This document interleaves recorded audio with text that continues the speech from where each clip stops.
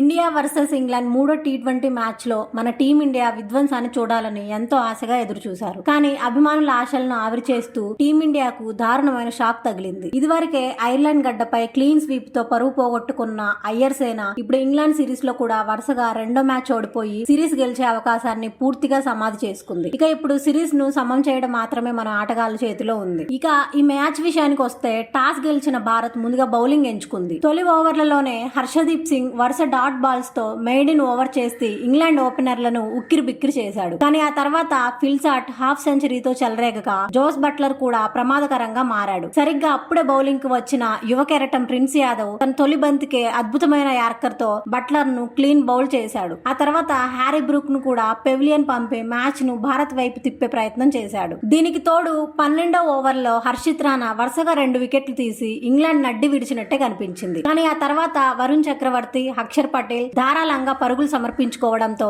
కథ పూర్తిగా అడ్డం తిరిగింది. ఇదే సమయంలో హర్షిత్ రాణా బౌలింగ్ లో శ్యామ్ కరణ్ వచ్చిన సులభమైన క్యాచ్ ను వదిలేయడం భారత్ కు భారీ మూల్యం చెల్లించింది. ఆ క్యాచ్ ను సద్వినియోగంగా పూర్తిగా ఉపయోగించుకున్న శ్యామ్ కరణ్ చివరి ఓవర్లలో మన బౌలర్లపై సుడిగాలిలా విరుచుకుపడి భారీ సిక్సర్లు బాదడంతో ఇంగ్లాండ్ నిర్ణీత 20 ఓవర్లలో 201 పరుగుల భారీ స్కోరు నమోదు చేసింది. 202 పరుగుల లక్ష్యంతో బరిలోకి దిగిన భారత జట్టుకు ఆరంభం నుంచే ఊహించని షాక్ తగిలింది. జోఫ్రా ఆర్చర్, జోస్ టంగ్ దాటికి పవర్ ప్లేలోనే భారత టాప్ ఆర్డర్ విఫలమైంది. వైభవ్ సూర్యవంశీ, అభిషేక్ శర్మ, ఇషాన్ కిషన్, శ్రేయస్ అయ్యర్, అక్షర్ పటేల్ వరుసగా పెవిలియన్ చేరడంతో భారత్ కోలుకోలేని స్థితిలో పడిపోయింది. సాధారణంగా ఈ పిచ్ బ్యాటింగ్ కు ఎంతో అనుకూలంగా కనిపించింది. దానికి తగ్గట్టుగానే ఇంగ్లాండ్ బ్యాటర్లు అద్భుతంగా ఆడారు. కానీ మన బ్యాటర్ల దగ్గరకు వచ్చేసరికి కథ పూర్తిగా మారిపోయింది. కేవలం 63 పరుగులకే 7 ప్రధాన బ్యాటర్లు పెవిలియన్ చేరారు. దీనిని బట్టి చూస్తే మన బ్యాటింగ్ ఆర్డర్ ఎంత బలహీనంగా ఉందో స్పష్టంగా అర్థమవుతోంది. మన బ్యాటర్లు విదేశీ పిచ్లపై నాణ్యమైన ఫాస్ట్ బౌలింగ్ ను ఎదుర్కోలేకపోతున్నారు. స్పిన్నర్లను కూడా సమర్థంగా ఆడలేకపోతున్నారు. పవర్ ప్లేలోనే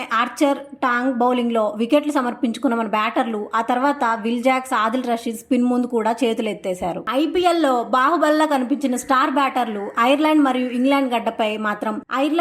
ఇంగ్లాండ్ గడ్డపై మాత్రం పూర్తిగా విఫలమవుతున్నారు. జట్టు దశ మారుతుందేమోనని సంజు శాంసన్ ను పక్కన పెట్టారు. కానీ దశ మారడం పక్కన పెడితే అదృష్టం కూడా కలిసి రాలేదు. కథ మొత్తం ఘోరంగా అడ్డం తిరిగింది. అన్నింటికంటే దారుణమైన విషయం ఏంటంటే ఈ మ్యాచ్ లో భారత బ్యాటర్లలో అత్యధిక వ్యక్తిగత స్కోర్ కేవలం 13 పరుగులే. క్రీజులోకి వచ్చిన ప్రతి ఒక్కరూ పరిస్థితిని అర్థం చేసుకోకుండా ప్రతి బంతిని బలంగా కొట్టే ప్రయత్నం చేశారు. అది అగ్రెసివ్ క్రికెటే కాదు, బాధ్యత లేని షార్ట్ సెలక్షన్ అని ఈ మ్యాచ్ మరోసారి నిరూపించింది. అభిషేక్ శర్మ, ఇషాన్ కిషన్, తిలక్ వర్మ, అక్షర్ పటేల్ ఎవరూ ఆశించిన స్థాయిలో రాణించలేదు. కెప్టెన్ శ్రేయస్ అయ్యర్ కూడా కేవలం 5 పరుగులకే అవుట్ అయ్యాడు. అతనిలో ఉండాల్సిన నాయకత్వం, ఆత్మవిశ్వాసం ఈ మ్యాచ్ లో ఎక్కడా కనిపించలేదు. మరో ఆశ్చర్యకరమైన విషయం ఏమిటంటే భారత టాప్ ఆర్డర్ లో ఎక్కువ మంది ఎడమ చేతి బ్యాటర్లే ఉండడం కూడా ఇంగ్లాండ్ కు కలిసి వచ్చింది. ఒకప్పుడు లెఫ్ట్ అండ్ రైట్ కాంబినేషన్ కు ఎంతో ప్రాధాన్యం ఇచ్చిన జట్టు మేనేజ్మెంట్ ఇప్పుడు ఒకేసారి ఇంతమంది లెఫ్ట్ హ్యాండర్లతో బరిలోకి దిగడం అందరినీ ఆశ్చర్యపరిచింది. ఐపీఎల్ లో ఫ్లాట్ పిచ్లపై చిన్న గ్రౌండ్ లో ఆడినట్లు విదేశాల్లో కూడా ఆడితే కుదరదనే విషయాన్ని మన ఆటగాళ్లు ఇంకా పూర్తిగా గ్రహించలేదు. భారత్ లో తయారవుతున్న ఫ్లాట్ పిచ్లు మన బ్యాటర్లో ఓవర్ కాన్ఫిడెన్స్ పెంచుతున్నాయనే విమర్శలు ఇప్పుడు మరింత బలంగా కనిపిస్తున్నాయి.